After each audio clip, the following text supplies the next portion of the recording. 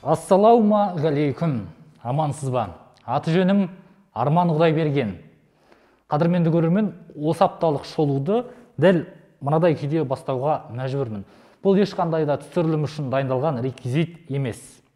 Осы орайда мен сіздерді үйде бол, үйден шықпатты челленджге қатысуға шақырамын. Өйткені біз салмақты сараптама, шынайы ақпаратты жеткізу үшін жұмыста жүрміз. Ал сіздер соны оқу үшін үйде болсаңыздар екен. Өйткені жаһанды жайлаған коронавирус індеті 500 миллионнан астам адамға жұқты. Жарты әлемді жаулап отыр. Енді тағы бір айдың ішінде не болары белгісіз. Сондықтан да сақтық шараларын шыққан күннің өзінде осындай қолғаптармен мынадай маскаларды тағып жүрсеңіздер екен деп сұранамын. Маска мен қолғаппен қоса антисептикалық сұйықтықтарды да қолданғандарыңыз жөн. Бұл ешқандай да денсаулыққа зиян емес дейді мамандар. Сұйықтықты қолға сүйіп бір сипап алсаңыз, енді кем дегенде 100% болмаса да 90% вирус, бактериялар өлетін шығар. Ал ендеше біз шолуымызды бастаймыз. Осы жылғы Наурыз мерекесін төтенше жағдаймен бірге өткіздік.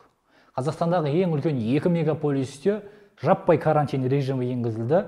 23 наурызда мемлекет басшысы Қасым-Жомарт Кемелұлы мемлекеттік комиссияның отырысын өткізді. Дәл осы жайлы тілшіміз Тоқаевтың 5 тезис атты мақалада кеңінен жазды. Қанша жерден карантин төтенше жағдай болса да редакция жұмысын тоқтатқан жоқ. Мен ұсыныс үшін айтайын, бұрын соңды болмаған құбылыс. Не істейміз? Марат Омаровтың шындығы, жоғалған экономика. Осы мақалаларды оқып көріңіз, сіздерге қызықты болады деген үміттемін. Сейсенбі күні сайтымызда жарияланған Шпекбаев департамент басшысын ұстауға мәжбүр болды деген тақырыпты міндетті түрде оқисыз. Сыбайлас жемқорлыққа қарсы іс-қимыл агенттігі жедел іздестіру тергеу департаментінің басшысы $400,000, 400,000 пара алды деген күдікпен Қызылордада ұсталды. Және бұл жайттың Арыс қаласындағы оқиғаға қатысы бар деген дерек бар. Қысқасы, Арысқа жылу мақсатында жиналған қаржы әлдекімнің қалтасына түсіп кеткен. Тырнақшаның ішінде айтайық, жемқорлыққа жанығас басшы күдіктіні ұстаудың орнына пара алған деп айыпталып отыр. Сыбайлас жемқорлыққа қарсы іс-қимыл агенттігінде ауыс түйіс болуы әбден мүмкін. Неге екенін тілшіміз айтты, мақаладан оқыңыз. Біз әзірге әліптің артын баға тұрайық. Адамзаттың өмірі қыл үстінде тұр. Шыны керек, коронавирус деп төбемізге көтеріп еркелеткен тәж вирусы шынында да тажалға айналды.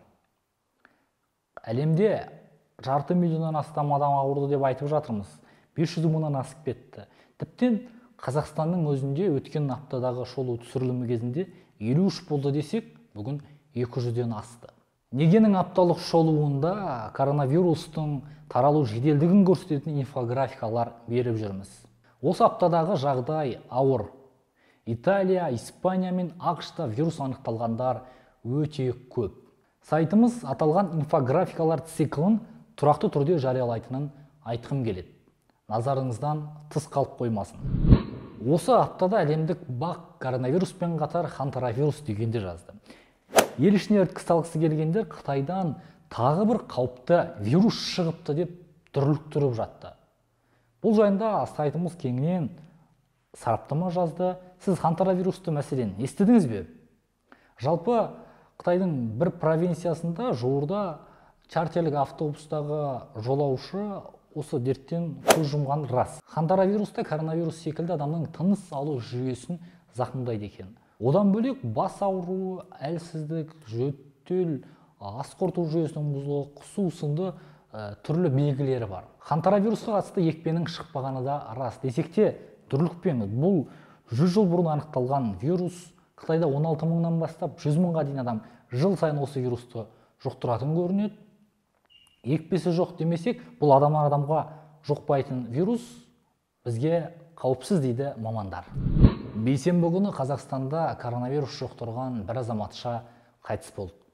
Осыдан кейін шығар халықтың індетке деген көзқарасы өзгерді. Үйде болайық, үйден шықпайық деген челлендж қарқын алды. бір жағы дәрігерлердің де мәртебесі мерейі бір көтеріліп қалғандай.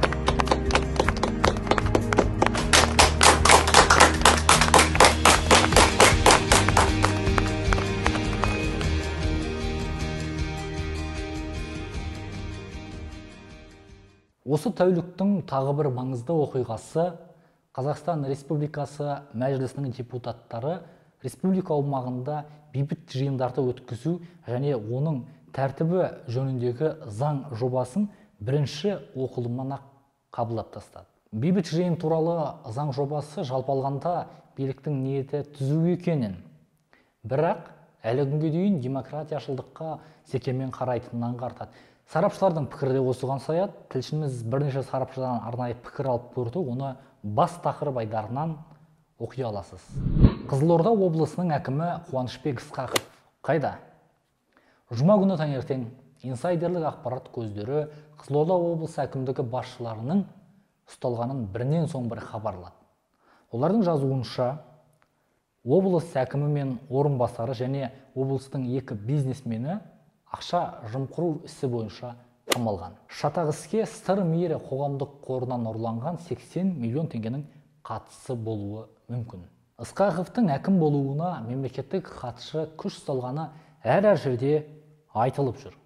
Бұл болжам рас болса, соққы басқаға емес, тікелей Қырымбек Көшербаевқа бағытталған болуы әбден мүмкін. Тілшіміз мәселенің мән жайын білмекке Сыбайлас жемқорлыққа қарсы іс-қимыл агенттігіне, Қызылорда облыс әкімдігінің баспасөз қызметіне арнайы сауал жолдады. Құзырлы мекеме әзірге ештеңе айтпаймыз деп отыр. Облыс әкімдігінің баспасөз қызметіндегілер де үнсіз. Сенбі күні таңертең мемлекет басшысының шешімімен Қуанышбек Ысқақов қызметтен босатылды. Түске қарай сүйінші хабарда жетті. Гүлшара Әбдіқалықова Қызылорда облысына әкім болып тағайындалды. Осылайша Гүлшара Әбдіқалықова тәуелсіз Қазақстан тарихындағы облысқа әкім болған тұңғыш азаматша. Қызылорда облысының тұрғындарын жаңа әкіммен құттықтай отырып, бүгінгі шолуымызды тәмамдаймыз. Келер аптаға дейін аман болыңыздар. Құдай берген армандарыңыз орындалсын.